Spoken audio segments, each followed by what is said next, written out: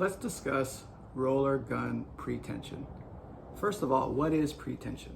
Well, when you make bands for your roller, whatever length you cut them to, where they end on the bottom, you're going to have a distance from where that rubber sits to where you're going to anchor it. That's your pretension anchor point. How long you make the pretension line will affect what your load at the muzzle will be. I found that whatever your load at the muzzle is, let's say 45 pounds, it'll be double that at the mech, 90 pounds.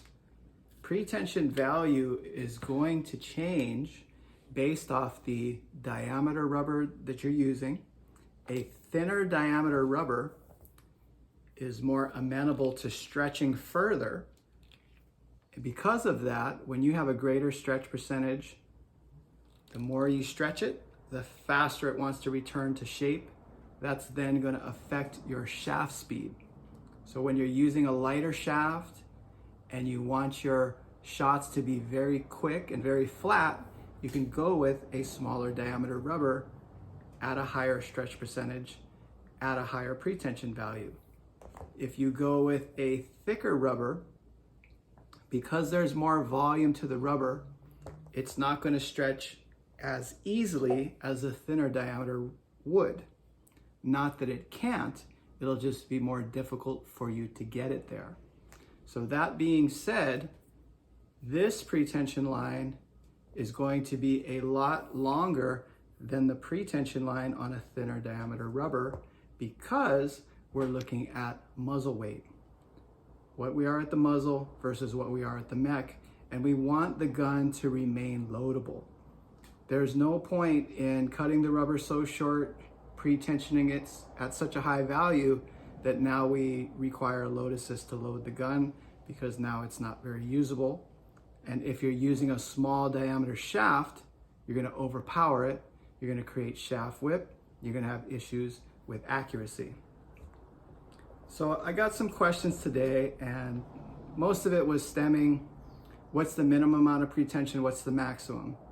That has to do with the diameter rubber you choose. If you're going to use a lesser diameter, you can run it at a greater pretension value. If you're going to use a thicker rubber, you have to use it at a lesser pretension value.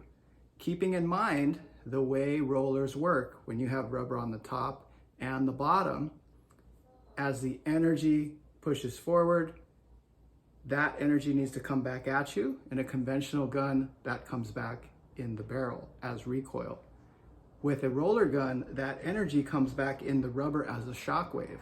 So if you have the rubbers under pretension of a thicker diameter, you can actually see that they will jump off the anchor point. So you can alleviate that by improving the anchor point or increasing the pretension, because then there's less likelihood that the shock wave will make a jump. So I've got some 16 millimeter mani-sub. This is for a 90. This is cut to 45 centimeters, and I've got this running at 35 centimeters of pretension. Initially, I started off at 30 centimeters because I wanted to be loadable. But the cool thing about pretension is the value is not set in stone. So even though I started at 30, I'm currently running it at 35 because the rubber has broken in. And as the rubber breaks in, as it loses its elastic retention, you can then shorten the pretension line and get more useful life out of it. That can be done in the water. So when I make bands for people, I'm going to rig it at a pretension value that I know to be loadable when they're new, and they can then make in-water adjustments as they deem necessary. Now here I've got a different grade of 15 millimeter rubber, and I have a much longer pretension line because this rubber is a lot stiffer. So even though I have these rubbers cut to the same length, this has less pretension because I was basing it off the muzzle load value. Again, I've got 14 small ID, 45 centimeters, very high pretension level, very short pretension line. This is running at 45 centimeters of pretension. And then I've got some 14 millimeter prime line, which is stiffer than the mani-sub. So I've actually cut this 5 centimeters longer, and I have it under less pretension because between these two rubbers, I'm trying to get the load at the muzzle the same. So don't get too caught up in pretension. Remember, the purpose of the pretension is affecting your weight at the muzzle. So to summarize, when you are trying to figure out how long to cut your rubber, how long to make your pretension, first consider the diameter of the shaft you're using, the diameter of the rubber you're using, what that stretch potential is for that rubber, right? So if you're using a 14 millimeter rubber on a 90 with a 7 mil shaft, you have a pretension anchor point here and a loading tab here, right? So from this value to this value. If we were to cut the rubber to half the barrel length and we have it fully pretensioned, and that's wrapping the muzzle and stretching all the way to here, and we're running this at over 400% stretch, you have to make sure that the rubber can stretch that far. If it can't, then you're going to have to make an adjustment in the cut of the rubber length. If it doesn't stretch as far, your rubbers will need to be longer. If it's too hard to pull it off the muzzle, that means you're going to have to lessen up the pretension value. What I have found is if you've gotten more than 55 pounds at the muzzle, now you're getting to the point where you're potentially going to need a load assist.